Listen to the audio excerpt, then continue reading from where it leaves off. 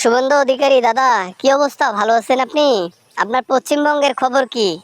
কূটনীতি মূটনীতি কইরা হলেও আপনাকে যেভাবে পদবিটা নিয়ে দিলাম না, এই এই অবদানটা একটু মনে রাখেন দাদা। হ্যালো। আরে দিদি, তোমার কেলমাতে তো আমি আজকে এই শুভেন্দু অধিকারী আজকে এই হইছি, প্রেসিডেন্ট হইছি। হ্যাঁ, তোমাকে আমি ভুলবো কখনো? কখনোই ভুলবো না দিদি। কোনো কিছু লাগলে বলিও। না দাদা, না, আমার কিচ্ছু লাগবে না, আমার শুধু লাগবে একটু সাপোর্ট। ডিসেম্বর মাসে যাচ্ছি না দেশে, যা করার তখন একটু করিও আমার জন্য দাদা, বুঝছো কি বলছি? দেশে যাব, তার মানে তো সাপোর্ট লাগবে, তখন করিও।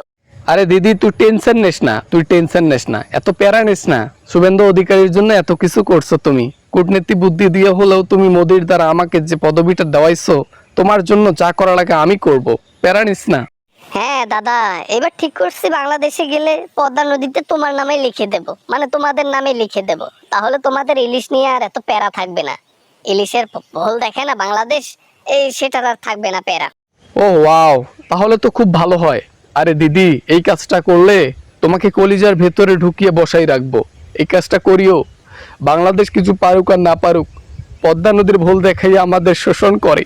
হ্যাঁ হ্যাঁ, আমি না থাকার পর যারা যে কর্মগুলো কাণ্ডগুলো ঘটলো, এগুলার ফয়সালাটা আগে টানবো, বুঝছো? তোমরা পেশা নিও না, তোমাদের জন্য যা করা লাগে আমি করব। আগে বাংলাদেশে যাই, তারপর দেখা যাক কি হয়। হ্যাঁ দিদি, তুমি তাড়াতাড়ি যাও দিদি। এই আর আর অপেক্ষার তস হইতেছে না, বুঝছো? সামনে আবার পুজো আছে। তুমি তুমি তাড়াতাড়ি চলে যাও, তোমার এখানে থাকার দরকার নেই। ওখানে গিয়ে সারেন্ডার করো, পোলাপানরা এমনিতেই তোমাকে বের করে আনবে। হ্যাঁ, সেটাই চিন্তা করতেছি। এটা আবার একটা চিন্তা করতেছি যে আমাদের ছাত্র দলের পোলাপান, ছাত্র লীগের যে পোলাপানরা আছে, হ্যাঁ, ওরা আবার এই একটু খিচড়ির পাগল, তারা খিচড়ির জন্য কিন্তু জীবনও দেয়। ভাবতেছি এবার খিচড়ি না, এবার বিরিয়ানি দিয়ে স্টার্ট করব। বাংলাদেশের পাবলিক ছাত্রলীগের যে পোলাপানরা আছে, খিচুড়ির জন্য যদি জীবন দেয়, তাহলে বিরিয়ানি পাইলে কি করবে সেটা আমি ভালো করেই জানি। তুমি বিরিয়ানি দাও, আর গোস্তের মাংস, যেটা মাংস থাকবে ওটা একটু বাড়াই দিও। খাওয়া দাওয়া ভালো হইলে কাজ ভালো হবে। এদিক দিয়ে আমার খুব আসান, বুঝছো? এদিক দিয়ে খুব আসান পোলাপানদের প্রতি। এদিক দিয়ে আমার খুব আসান, এই টাকা পয়সা খরচ করা লাগে না। এমনি এমনি ফাও ফাও ওই 2-1 টোপলা খিচড়ি ধরাই দিতাম, আন্দোলন একদম ভরপুর করতো। খরচ একদম নিম্ন। হ্যাঁ, তোমারে দিন। আর এদিকে আমাদেরকে কোটি কোটি টাকা খরচ করিয়ে লোক ভাড়া করে তারপর আমাদেরকে আন্দোলন করাতে হয়। সেদিক দিয়ে তোমার একটু আসান আছে, এটা আমি ভালো করেই জানি। তা দেশে কি যাবা কত তারিখে, সেটা কি ঠিক করছো? না না, সেটা তো ঠিক করি নাই দাদা। ওই ঠিক করি নাই কেন, অনেক সময় দেখা যায় যে কোন দিন রাতে কোন দিন যায়, আগে আগে বললে পরে ঝামেলা। এজন্য অ্যানাউন্স দিয়ে যাব, সেটা এখন ডিসেম্বর মাসে অ্যানাউন্স দিয়ে তারপরে ডিসেম্বর মাসে আমি চলে যাব। ও আচ্ছা আচ্ছা আচ্ছা, ভেরি গুড ভেরি গুড। তাহলে যাও, সমস্যা নাই, আমাদের সাপোর্ট অল টাইম আছে। কলকাতাতে মধ্যে শুভেন্দু অধিকারী তোমার পাশে আছে, ওদিকে দিল্লি থেকে মোদি তোমার পাশে আছে, অমিত শাহ আছে। আর কে লাগে? এনাফ তোমার জন্য, এনাফ। হ্যাঁ, তোমরা ছাড়া তো আমি কিছু করতে পারবো না, বোঝো নাই ব্যাপারটা?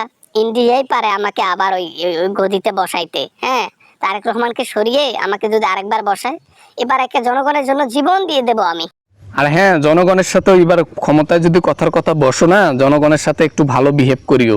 আর দরকার পড়লে পাও ধরে ক্ষমা চাইও, আর যা করেছি আমাদেরকে মাফ করে দেবেন, অমুক তমুক এরকম করে। হ্যাঁ, মানুষকে তো হিপনোটাইজড করা তো তুমি জানোই, ভালোই জানো।